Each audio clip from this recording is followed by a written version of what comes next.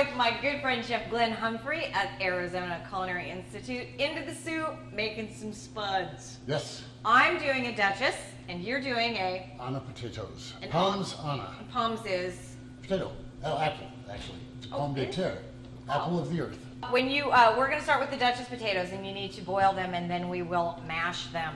What we're doing, we're basically cutting these about, roughly about 1/3 of an inch thick. Because this way we put them into our cold water, cold salted water. We're going to bring them up to a simmer. We're going to simmer them until they're fork tender, but that way they're all going to cook uniformly. Do you salt your water? Absolutely. It's a starchy product. Anytime you're cooking with any type of starchy product, rice, potatoes, grains, you really have to make sure you salted water and season them, because otherwise they're going to taste blah and bland, and that's just wrong. Alright, so now we're going to begin to simmer our potatoes, okay? And how long will it take for those? Two good-sized russets? Maybe 15, 20 minutes or so. Okay? And now you are moving forward with your Pommes I'm going Anna. to cut some Pommes Anna. There's a lot of different ways of doing this. I like to do mine so way they're done on top of the stove. I've also seen dishes where they do it in a casserole dish where it just goes inside the oven. What I'm going to do, I'm going to be using my French knife to cut these. Thing is, you want to cut these no thicker than 1/8 of an inch thick. Wow. Go. That's serious practice, you guys. Don't do this at home unless you've got some good training. And don't take your eyes off the potato either. If you do, you can very easily hurt yourself. You don't want to have blood going everywhere.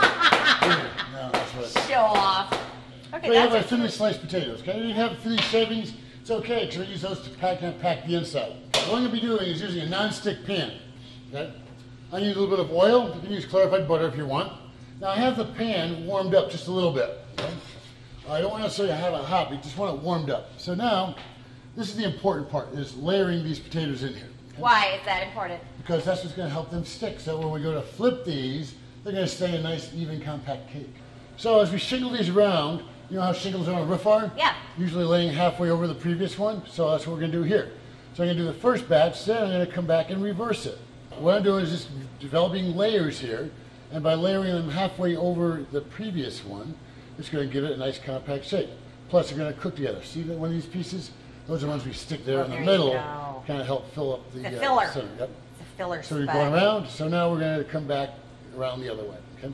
Going from the center out, then we go from the outside towards the center. Ideally, you want to have probably at least 3 or 4 good layers in here. You know, if you get really good at it, you might do as many as 5. The key is to make sure you're going to have this cake be relatively compact but also even. A little salt, a bit of pepper. Okay? Now I've seen some chefs and/or cooks, as they layer, they add a little more fat. Oh yeah, you put more fat in. I also have done this before where I put in diced up ham, some Parmesan cheese, bacon bits. Oh. Yeah, but we're going to keep these fairly simple for today. We have our potatoes layered, okay, in a non-stick pan. You're going to bring them over to the burner. Okay. We're going to bring the heat up to about a moderate heat. Okay.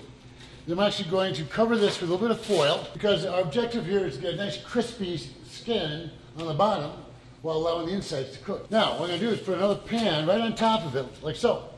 This way, as it's cooking, it's going to help to compress them, but it's also going to make it form a nice, compact, even cake.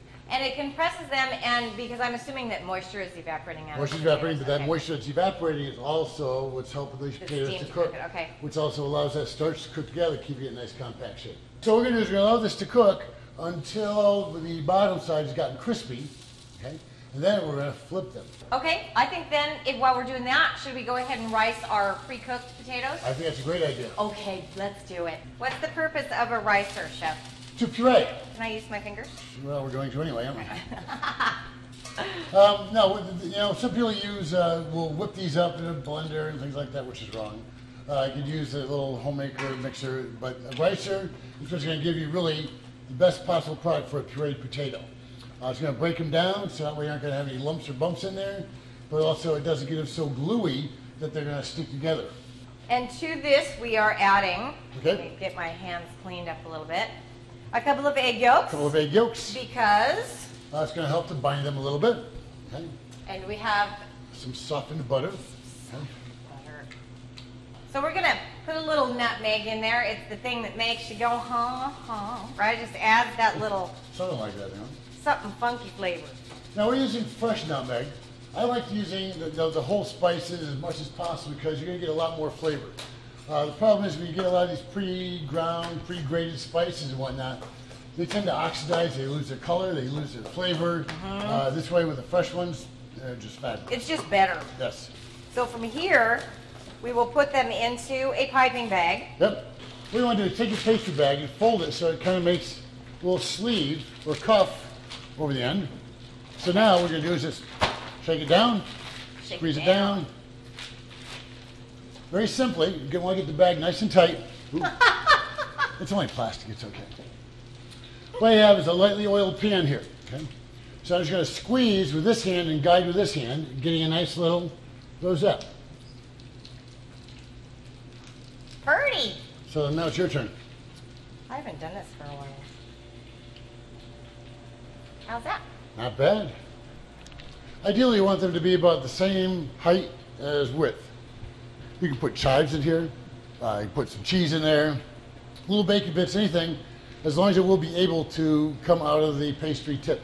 Very nice. And then now they go into the oven. Now, sometimes you brush these with a little bit of melted butter. Some people will even brush with a little egg wash. We're going to go ahead and put this into about a 475-degree oven.